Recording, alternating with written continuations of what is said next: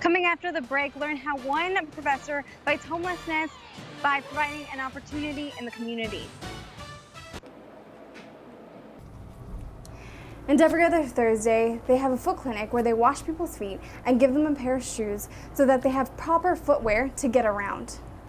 Rose Zagari, the homecoming king, the first ever homecoming king, is right here with me. How was your first homecoming, or your first year as homecoming king ever? Her journey starts in the streets of Morocco and continues 1,000 miles away, right here in the University of Arkansas.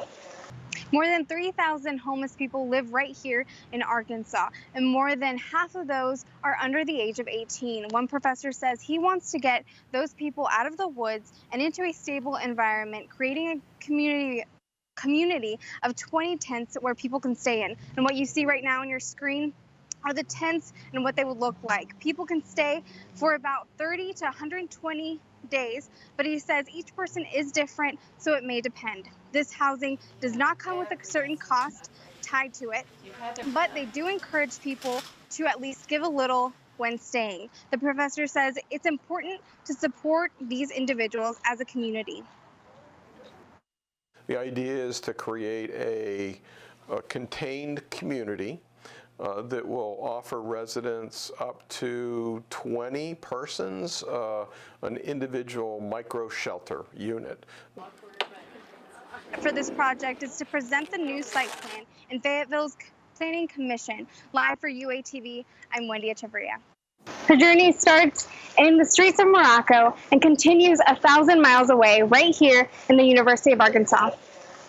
I call my blindness is the light of my life. Ito Otini lost her sight and began living on the streets of Morocco at the age of 17, but she didn't let it stop her from pursuing her dreams. Since I've been blind, I've been studying and improving my life, and I've become an educated person. She went to school for the first time at the age of 17. She says her education is everything to her, so she invested all of the money she made at her job towards school, and all of her hard work paid off when she received the Fulbright scholarship. It was a really good feeling. I was not waiting for it. I just applied because at that time I was tired and I was like, okay, no one is going to give me my right and no one is going to give me what I deserve. Otini is now working toward her master's in journalism. She says her friends are helping her reach her goals by reading books to her out loud. Those codes asserted the journalists serve the public and guiding her through campus.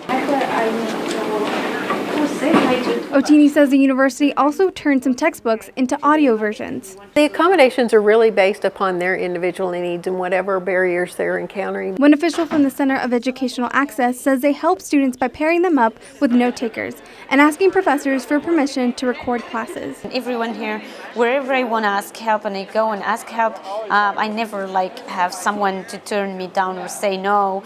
And with the help of a friend, Otini is applying to get a guide dog. Otini says she's an independent person, and with the help of a dog, she can feel comfortable walking around the place she loves. I feel like I'm home, and I think this is my real home. Ito told me that she's hoping to change the world through journalism. Live for UATV, I'm Wendy Echeverria. Yes, that's right, Delaney. A professor here at the Walton College found out that a promotional discount doesn't only help customers, it also helps the businesses with overall profits. The professor took a deep look at the store-level data to find out the impact each discount had. And he says every time a discount was out, the traffic would increase. Some food items like meat and beverages like beer were some of the most popular ones. And people who used discounts were less likely to return their items. Throughout the study, he says that there was one thing that shocked him.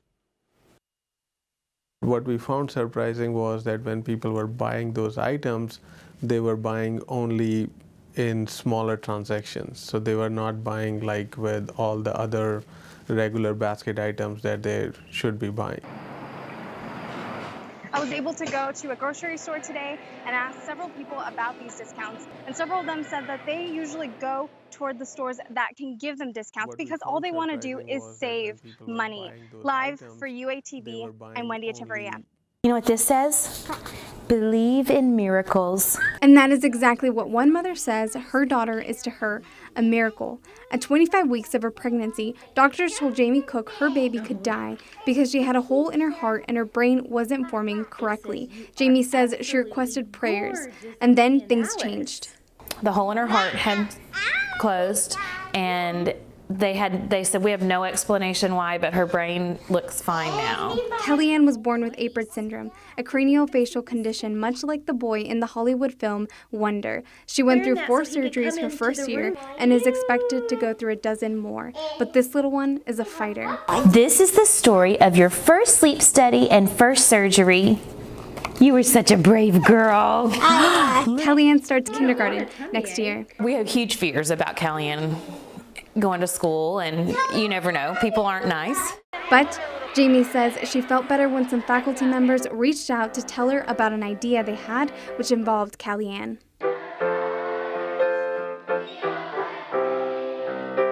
We wanted to do something to celebrate kindness and the book Wonder. We discovered that we would have a kindness con, similar to a Comic-Con, but a kindness convention. Each class created projects using kindness as a theme. Students say they learned how to appreciate everyone for their differences because that's what makes them unique. And Kellyanne is excited about this new adventure and happy that people understand that what makes her a little different makes her very special. Good night. Good night. Blow kisses. Yes, that's right. This king's journey started with 50 cents when he asked for it, and it led him to much more bigger opportunity. Take a look. And now, your 2016 homecoming king, Moses Agare. I looked at the group, if there was another Moses there, because I didn't believe I could make it. Wow. Presenting our new king and queen with a bouquet of roses and the sash is our 2015 homecoming queen. Before becoming homecoming king, Moses Agare lived in Kenya, and his family didn't have shoes, running water, or electricity. But he didn't let that stop him from dreaming. Moses pushed for an opportunity. That's when he met Sarah Fennell Buchanan. I heard this small voice behind me saying, "Madam, madam," and I turned around and there was this small little kid. At 14 years old, Moses explained he wanted to go to college in America. Sarah told him the process was difficult, but he didn't take no for an answer. I finally said to him, "All right, just work as hard as you can. I'll work as hard as I can, and if it's meant to be, it'll happen." And here he is. Moses says his hard work, the people in his life, and his trust in God led him to reach this dream. I prayed to God, and I was also humble from where I come from. After he graduates from the University of Arkansas, he plans to go back to his homeland and help his community. Help as much as I can, represent those who, the unfortunate back at home. Because Moses never gave up, Sarah says he paved the way for other children in Kenya to get an education here in Arkansas. He represents the light at the end of the tunnel.